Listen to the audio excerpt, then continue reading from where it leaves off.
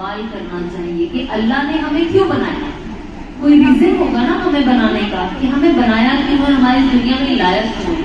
कुरान की एक आयत एकदम सिंपल, एकदम स्ट्रेट, इजी टू अंडरस्टैंड। क्या है वो आयत? उसका तर्जुमा ये है कि वो कहती है कि अल्लाह ने जितने भी जिन है और जितने भी इंसान है उन्हें अपनी इबादत के लिए बनाया है। हाँ, अपने हमें रसूलुल्लाह सल्लल्लाहु अलैहि वसल्लम ने क्या दिया है कि इंसान दुनिया में हर उस चीज का फायदा भी ले सकता है, दुनिया की चीज का, और दुनिया में रहने के लिए जो जो असबाब है उसका भी इस्तेमाल कर सकता है, एज लॉन्ग एज हम इस्लाम को, उसकी शरीयत को जहन में रखें। इस दायरे में हम जो भी कर सकते हैं हम वो करें। अब जब बात आती है तो हमेशा बात आती है कि रिस्ट्रिक्शंस, अल्लाह की तरफ से रिस्ट्रिक्शंस क्या है। उस दिन मैं एक चीज पढ़ रही थी और बस मैंने कहा ये कितनी सही बात है। जब बात आती है कहती है चलो अल्लाह ने इस चीज को हराम कर दिया। अब आप ड्रिंक की बात करो, है ना, अल्लाह ने किस ड्रिंक को हराम किया? शराब को हराम किया है। अब आप सोचिए शराब के अलावा कितनी चीजें हैं जो आप पी सकते हो, हजारों चीजें हैं जो आप पी सकते हो, लेकिन हराम क्या किया है? सिर्फ एक ही चीज। और जब हाईलाइट होती है तो वो एक ही चीज की इतनी हाईलाइट होती है, ये हराम, वो हराम, वो हराम, तो हर कोई ये कहता है अरे तुम्हारे में तो ये भी हराम है, ये भी हराम है। लेकिन जब आप उसका खुलासा करो और पढ़ो तो लगता है नहीं, अल्लाह ने तो पीने के लिए हजारों लाखों चीज बनाई है एक तरीके से, लेकिन हराम तो सिर्फ एक ही चीज रखती है। कितना आसान। अब खाने के लिए देखो, हराम क्या? एक ही चीज, बाकी हलाल हमारे लिए ज्यादा चीजें हैं कंपेयर टू हराम। तो अल्लाह सुब्हानहू व तआला ने हमें दिया ज्यादा है, रिस्ट्रिक्शंस बहुत कम चीज पे है। तो इस्लामिक जो लाइफ है ना वो बहुत इजी है। अब डिपेंड करता है कि आप उस लाइफ को कैसे सोचते हो। अगर आप इस चीज को बोझ समझोगे तो ये आपको बोझ ही लगेगी। अगर इस चीज को आप लाइफ समझोगे, आप सोचोगे नहीं ये तो कितना आसान है। अब पहले मुझे लगता था कि जब मुझे चेंज का टाइम था, मुझे लगता था क्योंकि मेरे पास सही दावत नहीं आई थी, मैं सही इस्लाम समझ नहीं पाई थी, तो जो भी मैं ऊपर ऊपर देखती थी मुझे लगता था बाप रे, जब चेंज हो रही थी मुझे लगता था ये भी नहीं कर पाऊंगी, अब ये भी नहीं हो पाएगा, ये भी नहीं कर सकते। अरे नहीं नहीं, मतलब मौलवियों से कौन शादी करेगा, वो तो मतलब उसकी लाइफ ही खत्म मौलवी से शादी करने के बाद। मुझे लगता था मौलवी बहुत बोरिंग होते हैं, उनकी लाइफ में क्या ही है, कुछ ही नहीं, सिर्फ मस्जिद से घर, घर से मस्जिद, और क्या करते हैं रोमांटिक तो बातें क्या ही करेंगे, आता ही क्या है है ना, इनको कुछ पता ही नहीं होता है। तो मेरी जिंदगी में इतना कुछ क्वेश्चन चल रहा था। एंड आई रिमेम्बर जब मेरे अफकोर्स जो मेरे भी शौहर है, जब मैं उनसे जब उनको मैं एक बार मिली थी, जब मैं मौलाना साहब से मिलने जा रही थी, मेरी अम्मी थे, वो थे, एंड आई रिमेम्बर हम लोग वापस आ रहे थे वहां से मिलके, और हम गाड़ी में बैठे थे और मुझे वो लोग ड्रॉप कर रहे थे, मेरी अम्मी, अब्बू, मेरी आंटी थे। एंड आई रिमेम्बर हम गाड़ी में बैठे थे एंड गाड़ी इतनी सुनसान, मतलब कुछ गाड़ी में बज नहीं रहा था। अब जाहिर सी बात है तब मैं बदली नहीं थी, तो मुझे गाना सुनने की आदत थी इस वक्त, तो मुझे ऐसा लगता था कोई गाड़ी में बिना गाना बजाए बैठ कैसे सकता है। मुझे लगा बहुत बोरिंग लोग हैं, वाकई बहुत बोरिंग लोग हैं, क्योंकि उस वक्त अल्लाह जिस चीज को नापसंद करते थे मेरे दिल में उसके लिए मोहब्बत थी, उस हराम के लिए मोहब्बत थी। देखो जब तक आप गंदी चीजों के लिए सिर्फ नहीं करना इज नॉट इम्पोर्टेंट, नहीं करने के साथ आपको अपने दिल में उस चीज के लिए नफरत पैदा करनी है। जब तक आप गंदी चीजों से नफरत नहीं करोगे ना, फिर आप कहोगे कि मैं छोड़ना चाहती हूँ पर छूट नहीं रहा है। अब मेरी कितनी हिजाबी बहनें जो मुझे कहती है कि पता है बाजी म्यूजिक नहीं छूट रहा, क्योंकि आप उससे नफरत नहीं कर रहे हो, आप सिर्फ सोच रहे हो कि अल्लाह को नहीं पसंद म्यूजिक, तो मुझे म्यूजिक नहीं सुनना चाहिए, पर अभी तक आपके दिल में उस चीज के लिए नफरत नहीं पैदा हुई है। देखो हम एक इंसान से, हमारे पड़ोसी हमसे लड़ ले, फौरन दिल में नफरत पैदा हो जाती है, दूसरे दिन से देखेंगे भी नहीं, चाहे इंसान हमारे कितने सामने भी क्यों ना हो। किसी दोस्त से झगड़ा हो जाए, एक सेकंड में नफरत पैदा हो जाती है। तो जहाँ नहीं होनी चाहिए हम वहां पे नफरत पैदा कर रहे हैं, लेकिन जहाँ होनी चाहिए, जहाँ से अल्लाह बहुत हमसे नाराज होते हैं, वहां नहीं हो रही है। तो जाहिर सी बात है, अब जब मैं आई तो मुझे ऐसा लग रहा था बस ये जल्दी जल्दी में होटल पहुंच जाऊं ताकि मैं जाके थोड़ा अपना, क्योंकि मैं इंडिया में नहीं थी उस वक्त, तो मैंने सोचा एंजॉय करूंगी। अब जब मैं उस वक्त को सोचती हूँ तो मुझे इतनी हंसी आती है, क्योंकि जब मैं 2020 में अपने आप के अंदर तब्दीली लाई, तो मेरी जिंदगी में जो सबसे पहली तब्दीली आई थी वो थी कि मैं आज के बाद टीवी कभी नहीं देखूंगी।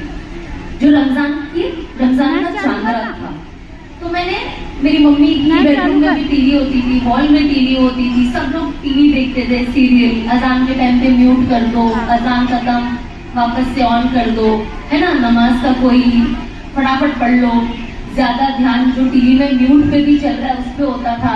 अजान का जवाब नहीं दिया जाता था, क्योंकि पता ही नहीं था, अहमियत ही नहीं थी, हमें अजान का तर्जुमा ही नहीं पता है। जिस दिन हम अजान का तर्जुमा जान लेंगे और उसे रिपीट करने के सवाब पता चल जाए इंसान को, इंसान कहेगा कि आज यहाँ पे अगर 10 अजान भी होगी ना ईशा की, सबका जवाब दूंगी मैं। ये क्यों? क्योंकि हमें पता ही नहीं है। तो जब ये चीज आप जानोगे तब आपको इससे मोहब्बत होगी। एंड आई रिमेम्बर जब मैं वापस आई और जब मैं अब उस बात को सोचती हूँ, तो जैसे अगर लॉकडाउन में मैंने टीवी बंद कर दिया, मैंने कहा आज के बाद कभी नहीं देखूंगी टीवी। उसके बाद वो एक चीज में जो मेरा पहला स्टेप था चांद रात में, मैंने देखा मेरे वक्त में कितनी बरकत आ गई। अब मैं ज्यादा चीजें कर पा रही हूँ, है ना, दुनिया की भी और दीन की भी। मैं पढ़ाई ज्यादा कर पा रही हूँ, मैं कुरान ज्यादा पढ़ पा रही हूँ, मैं दूसरी चीजों में फोकस ज्यादा कर पा रही हूँ, क्योंकि मेरा दिमाग गानों से हट गया है, मेरा दिमाग सीरियल में क्या होता है उससे हट गया है। तो मेरा दिमाग अब फ्री है। अब वो फ्री है तो कुछ अच्छी चीज में लगाती हूँ। कुछ चीजें मैं सीख पा रही थी, कुछ नए सूरा में शुरू करी ताकि मैं ये सूरा सीख जाऊं, ये कोई चीज सीख जाऊं, किसी चीज का तर्जुमा पढ़ना शुरू कर दिया। उसके बाद जैसे जैसे वक्त जाते गया, मैंने डिसाइड किया, उस वक्त क्योंकि चीजें बाहर नहीं थी, तब तक हिजाब नहीं लिया था, रमजान ही था, मैंने डिसाइड किया कि आज के बाद मैं किसी नामहरम से बात नहीं करूंगी जब तक मेरा निकाह नहीं हो जाता, है ना। अब वो तो नहीं पता था कि इतनी जल्दी हो जाएगा लॉकडाउन के बाद, तो तब मैंने डिसाइड किया था कि अब किसी से बात नहीं करूंगी। वो मेरा सेकंड स्टेप था। थर्ड स्टेप, क्योंकि उस वक्त मेरी यौम विलादत का वक्त आ रहा था, तो मेरे कुछ फ्रेंड्स जिन्हें आदत है रात के 12 बजे घर आ जाने की, वो उस रात टपक पड़े रात के 12 बजे। और जब मैंने उनको देखा तो मैं सोची ये लोग क्यों आए हैं, लेकिन अंदर सोची कि इन्हें तो पता ही नहीं है ना कि मेरे अंदर अभी क्या हो रहा है और क्या बदलाव आ रहा है। मुझे किसी को बताना भी नहीं था उस वक्त। तो मैंने सोचा ठीक है, आ जाओ, ये आखिरी साल है, अगले साल से तुम कोई यहाँ दिखने नहीं वाले हो और ना ही ऐसी कोई यौम विलादत होने वाली है, कोई बर्थडे सेलिब्रेट, क्योंकि तब तक मैं समझ चुकी थी कि बर्थडे सेलिब्रेट करना भी हराम है और उसके अलावा ये एक शैतानी रिचुअल है जो किया जाता है। उसी साल मैंने डिसाइड कर लिया था कि आज से मैं अपना कभी बर्थडे सेलिब्रेट नहीं करूंगी, कभी केक नहीं कटेगा, कभी हमारे घर में अभी किसका बर्थडे कब होता है किसे नहीं पता। मेरे ससुराल में भी मुझे आज तक नहीं पता है कि किसका बर्थडे हो रहा है, और ना ही मैंने आज तक इन 4 सालों में केक देखा है कि भाई किसका बर्थडे घर में ही काट के खा लो। तो बात सिर्फ कैमरा पे आने की या पोस्ट करने की नहीं है, बात है जब तक आप घर का माहौल दीनी नहीं बनाओगे, दीन अंदर नहीं उतरेगा।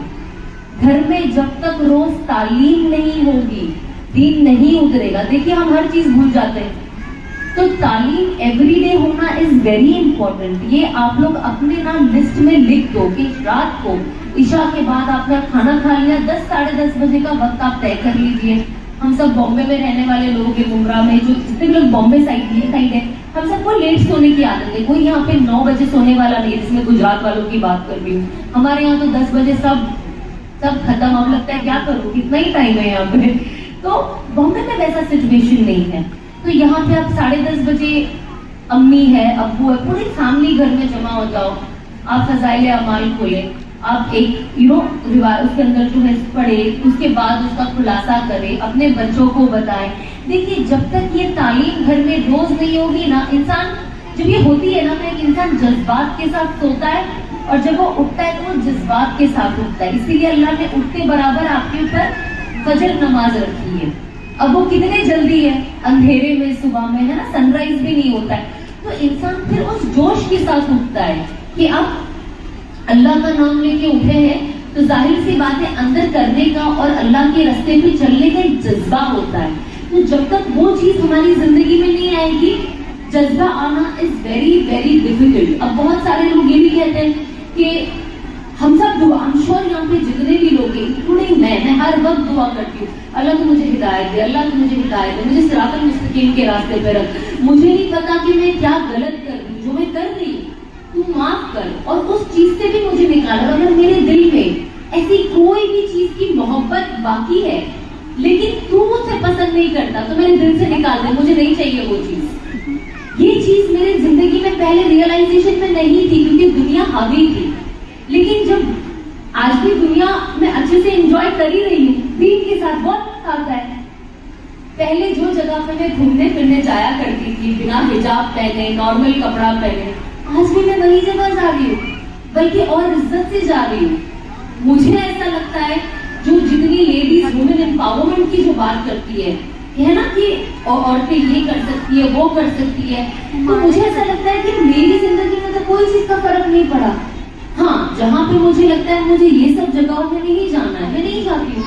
मैं ये नहीं कहूंगी कि मेरी जर्नी बहुत इजी थी, मुश्किल थी, सारे दोस्त छूट गए, सिंपल।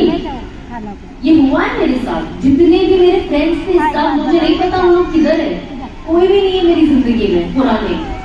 एक दो होंगे मुश्किल से और लेकिन बहुत प्यार दिखाते थे, वो मुझे मैसेज भी नहीं करते। तो ये जिंदगी का नाम है। अगर आप सोचोगे, देखिए दीन, अगर आप दीन भी पढ़े, इस्लाम के बारे में आप सीरत पढ़े, रसूलुल्लाह सल्लल्लाहु अलैहि वसल्लम की, किसी भी नबी की, आदम अलैहिस्सलाम से आप उठा लें, दीन इज अबाउट कुर्बानी। जब तक कुर्बानी नहीं दोगे ना, कुछ नहीं मिलेगा। आज हम दुनिया में भी है ना, दुनिया की चीजें हासिल करना है, पढ़ाई करनी है, कुर्बानी है कि नहीं है? आज बाप की कुर्बानी, सुबह उठ के वो काम पे जाते हैं ताकि घर चला सके, बीवी को, बीवी के लिए खर्चा, घर के लिए खर्चा, बच्चों की पढ़ाई, उनका माँ की कुर्बानी, सुबह उठती है ना, सोने का भी सबका मन करता है, लेकिन शौहर को खाना देना है, टिफिन बांध के देना है, कोई जॉब पे जाता है, बच्चों को सुबह उठ के, मेरा भी बच्चा है 1 साल का, मुझे उठना पड़ता है सुबह, चाहे मुझे नींद क्यों ना आए। पहले तो ऐसा था कि मैं सोती थी कोई मेरे बेडरूम में नॉक भी नहीं करता था, मुझे इतना गुस्सा आता था, मुझे नींद से कैसे उठा दिया, मेरा बच्चा पूरी रात उठाता है मुझे, क्यों, सो जाओ, सुबह मिलेंगे। लेकिन तब आपको लगा कि ये जो कुर्बानी जो मैंने सुनी है ना, ये जब मैंने एक्सपीरियंस किया, अब मेरा बच्चा ऐसे भी हिलता है ना, मैं फौरन उठ जाती हूँ, क्या हुआ, नींद में लोरियां गाती हूँ, क्या क्या गाती हूँ, और अगर मेरे बाजू में बच्चा ना हो तो मैं किसी को जवाब नहीं देती। तो हर किसी को प्यारी होती है, लेकिन यही कुर्बानी होती है। हम बच्चों के लिए, आज बच्चे जितने लोग पढ़ते हैं, चाहे स्कूल जाते हैं, मदरसा जाते हैं, कुर्बानी दे रहे हैं ना, कितनी मेहनत कर रहे हैं। मेरे घर में 7 साल की छोटी छोटी जो बच्चियां हैं, मेरी ननद की, वो लोग जो सुबह 6 बजे से जाते हैं, शाम को 7 बजे जाते हैं, 9 बजे तो सब बेहोश, मतलब सोना है तो मतलब इतने थक जाते हैं। मदरसा स्कूल, ट्यूशन, होमवर्क, माशाल्लाह से सब आधा कुरान के हाफिज हो चुके, 2 तो पूरे हो चुके, अगले साल फारिग हो जाएंगे इंशाअल्लाह। तो ये सारी चीजें देखिए कहाँ से आती है, कुर्बानी से। हाँ, आज जो हमें दीन हासिल हुआ है, कैसे हासिल हुआ है? कुर्बानी से ना। इतने लोग रसूलुल्लाह सल्लल्लाहु अलैहि वसल्लम, उनके बाद उनके साथ उनके सहाबा, जितने लोग ने लड़े हैं और जैसे दीन फैलाया है, दावत का काम, तबलीग का काम जो ये किया है, तब जाके आज दीन हमें मिला है ना। हमें तो आसानी से दीन मिल गया है। वो कहते हैं ना, उंगली काट के शहीदों में नाम लिख दिया है, हमारे साथ वो मामला है। हमने किया कुछ नहीं है, लेकिन दीन हमें मिल गया है। अब हमें इनकी वैल्यू समझ गई है। जब तक आप ला इलाहा इल्लल्लाह मुहम्मदुर रसूलुल्लाह, इसकी आप इम्पोर्टेंस नहीं समझोगे, आप समझ ही नहीं पाओगे दीन क्या है। और सबसे सिंपल बात, जितना ला इलाहा इल्लल्लाह आपके दिल में उतरेगा, उतना मोहम्मदुर रसूलुल्लाह आपके जाहिर तौर पे दिखेगा। कहते हैं ना, ला इलाहा इल्लल्लाह दिखा नहीं सकते, मोहम्मदुर रसूलुल्लाह छुपा नहीं सकते। जाहिर सी बात है, जो इंसान के अंदर कलमा है, जो ला इलाहा को समझेगा, वो अपने अल्लाह के रसूल की सुन्नतों को जाया होने देगा? नहीं होने देगा। ऑटोमेटिक ये हिजाब की मोहब्बत मेरे अंदर कैसे आई? जब मैं अल्लाह को पहचानी, मुझे लगा मैं कैसी गफलत की जिंदगी में हूँ, मुझे तो मर ही जाना है। एक दिन सब मर गए, बड़े बड़े लोग मर गए। जहाँ हमें लगता था इनके बिना दुनिया कैसे चलेगी, इनके बिना ये कैसे चलेगा, उनके बिना वो कैसे चलेगा, सब कब्र में चले गए। एक दिन हमें भी जाना है और हमें कोई याद नहीं रखेगा। दुनिया तो बहुत दूर की बात है, हमें अपनी औलाद भी कुछ साल के लिए याद रख ले, बहुत बड़ी बात है। जमाना बहुत खराब है आज आप खुद सोचिए, यहाँ पे जितने भी बड़ी औरतें हैं जिनके माँ बाप नहीं है अभी, आप खुद सोचिए कि आप कितने बार अपने माँ बाप को रोज याद करते हो, कितना पढ़ के भेजते हो। उनकी कब्रों पे कौन जाता है? हमारी भी कब्रें ऐसी सूखी मैदान होगी एक दिन, उसके अंदर सिर्फ एक चीज की होगी, वो है हमारे अमाल की। आपको अपने कब्र में जाने के बाद आपकी औलाद आपके लिए क्या करती है?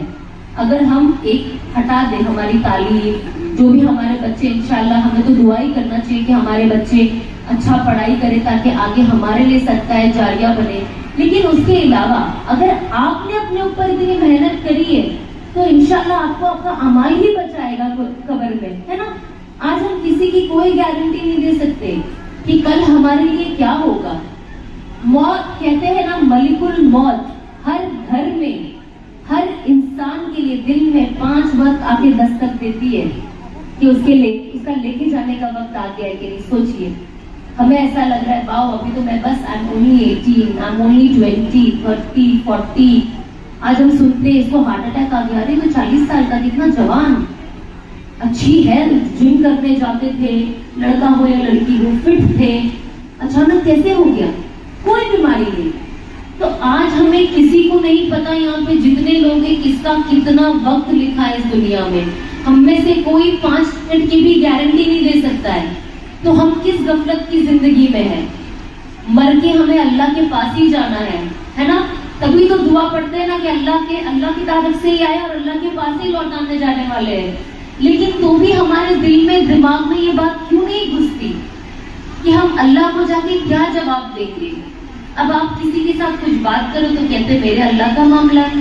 बेशक आपके अल्लाह का मामला है, लेकिन कुछ तो चीज होनी चाहिए ना। आज हमें कोशिश करनी चाहिए कि हम अपने दीन को पकड़ के चले, है ना। दीन को पकड़ के चलने में ही कामयाबी है। कुरान में कितना क्लियर है, अल्लाह ने कहा है कुरान में, जो इंसान मेरे नबी के रास्ते को फॉलो करेगा उसके लिए 100% कामयाबी है, और जो गैरों का देखा देखी करेगा उसके लिए 100% नाकामयाबी है। ये एकदम क्लियर सिंपल तर्जुमा है कुरान में, इसमें कोई रॉकेट साइंस नहीं है समझने के लिए। आज देखिए हमने हर चीज में गैरों का तरीका अपना लिया है।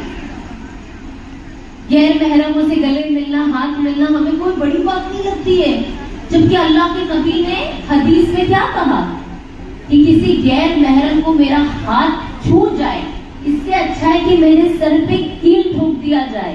ये हदीस है कि इससे अच्छा मेरे सर पे कील ठोक दिया जाए, सिर्फ ऐसा नॉर्मल हाथ लग जाना भी। तो आप सोचिए कितनी बड़ी बात है ये। आज हमको जरा सा लग जाए, जरा सा जल जाए, हम उस हाथ को ऐसे लेकर बैठेंगे।